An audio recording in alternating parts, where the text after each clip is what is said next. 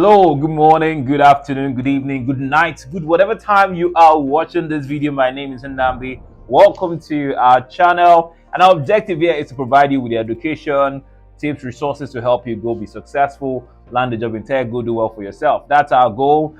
So you're welcome. If you're new to the channel, please go ahead, scroll down a little bit and subscribe. We would love to have you as part of our family. And that way you can be notified when we post new valuable content like this one. I'm really excited about the topic today and I can't wait to dive in. Today I'll be talking about 5 reasons recruiters are not calling you back. They are ghosting you. There are certain things that you may be doing or some things that might be beyond your control. That's the reasons why you're not getting the call back and you're getting frustrated. So let's jump right in. Number 1 reason, when that call came through, you had low energy. Yes. What does low energy have to do with whether the recruiters, give you a call back or not? Remember, the recruiters are in this for themselves as well. They want to ensure that they are submitting candidates who are a perfect fit for the job. It increases their chances of landing or you getting the job. You get the job, they make money. And so they don't want to submit any candidate who is not enthusiastic about the position, who might not be all that their resume says they are, right? And so low energy generally conveys the lack of confidence, right? Lack of confidence can be a result of maybe this is not you, maybe you are an imposter, something like that. And so nobody wants to take a chance because again, they're trying to place the best candidates in front of their clients so that one, they can keep the relationship, but also they can make money. All right. So the first reason why they might not be calling you back is when they pick the call. Maybe it wasn't just your day, you weren't feeling really good, things were going on and you didn't show a level of excitement about the position, or you didn't make them feel like this person is the one. All right. So low energy, lack of confidence, that can be a reason why you didn't get the call back, even when you feel like you had a good conversation. All right. So that's the first reason why maybe they didn't call you back. The second reason is you did not demonstrate enough command of the technology. Now, people always have this misconception, and it might not be a misconception. A lot of the times, the recruiters that reach out to you first might not be technical. In fact, majority of the time, they are not technical resources. They are not technically as savvy as yourself. You're the expert. You are the one with the skills. You are the one with the expertise. You're the one with the experience. And so there is a level of what I call it, complacency that tends to set in when the person doesn't know what you know, and so you can get away with not being as detailed in your responses, not being as clear. All right. So, and that's a misconception, because while yes, they might not be as proficient as yourself, it doesn't mean they are clueless either. Some of these recruiters have been working in these spaces in the particular technology for a period of time.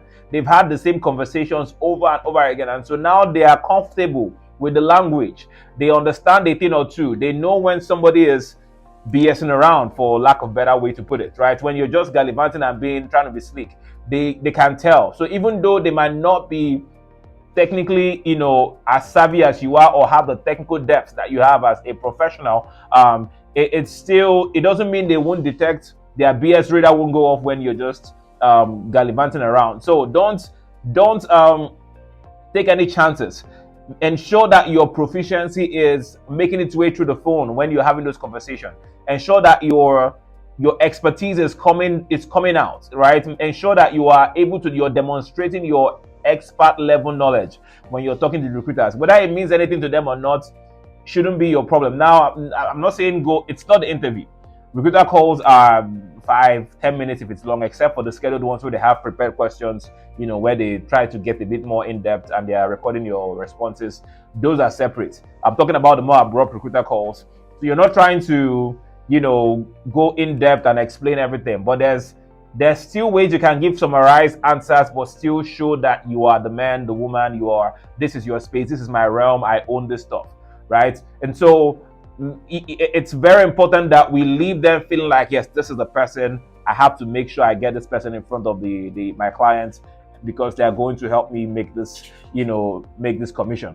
All right. The next reason why they might not be calling you back is maybe you are missing key skills, right? They called you because your resume, was selected in their search, and in their conversation with you, they normally have checklists of things they are looking for, with every position, maybe from conversations with the clients. A lot of times, even the job descriptions might not convey exactly what they are looking for. They might have specific things that the clients are saying, hey, we need somebody who is really good at this and this, right? We need somebody who, with these are the core areas that we're looking for. And so maybe during that conversation with you, you didn't convey those skills, those particular skills that are must-haves for their clients. And so it's like, well, this person doesn't have all we're looking for. And so it doesn't mean they don't like you. It doesn't mean that you are not good enough. It just means during that conversation, you didn't convince them. They didn't feel like you demonstrated, it seemed like you were missing specific skills that might have been core requirements for this role. So you might be missing key skills, and it might be that you have the skills, but just you didn't convey it properly in the conversation. So that might be another reason why you didn't get that call back, even though it seemed like the call went well. All right, the next one, and this is another one, another dangerous one, your rates. Your rates might be outside of the budget, for the role they are hiring for. Okay, and outside of the range might be too high or too low. People always think like, let me price myself low. Let me go, when they ask you what are you looking to make, what's your target, maybe because out of desperation and you don't want to miss out on the opportunity, you go for a low number. Well, they have an expectation. There is a market rate. There is going rate for a lot of these positions in tech. Okay, and so if you undercut yourself, it's a sign of desperation. It might show you don't really understand how the market works, and that's a pointer to your lack in experience. All right, or if you go overprice yourself as well, if you go too high, that might also be a dangerous thing to do. That might be well, it's beyond our budget. We know you're good, and we see the value that you have, and we know you're a good fit for this role, but it's beyond our budget. It's beyond what the client is looking to pay. So there's ways to navigate that conversation when it comes to the money, and we'll talk about that in a different video. But that's another reason why they might not be calling you back. The money might not be in the right place, in the money you're looking for. When they ask you about what you're looking to make in the role, it might not be in the right place, and that might be another reason why you didn't get that call back. And the last one is completely beyond your control. The client might not just be ready to move forward. This happens more often than we know. In fact, a lot of the time, this is the main reason, because I've seen this too often, and it's really frustrating. You've had conversations with the recruiters. They're very confident. They're very excited. They're telling you, well, I'm going to submit you right now. We're going to get you an interview, and then it's crickets. You don't hear anything.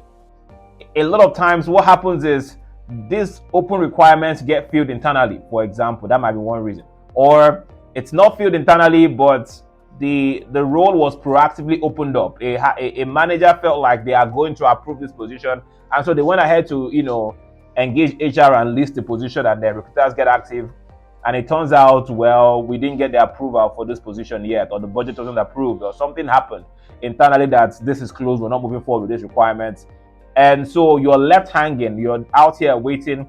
In fact, and some recruiters are very terrible with communication. They won't even call you back to let you know, well, this is what happened, except you call them to ask them, like, hey, I didn't hear from you, any updates from your clients? And then they come out, well, we're sorry, this is what happened, and that's why you haven't heard from us. All right, so it's beyond your control, but it happens a lot more than I would like to see. But that's another reason why you might not be hearing from your recruiters, or they're not calling you back. So those are 5 reasons. There's other ones. Let me know what your experience has been.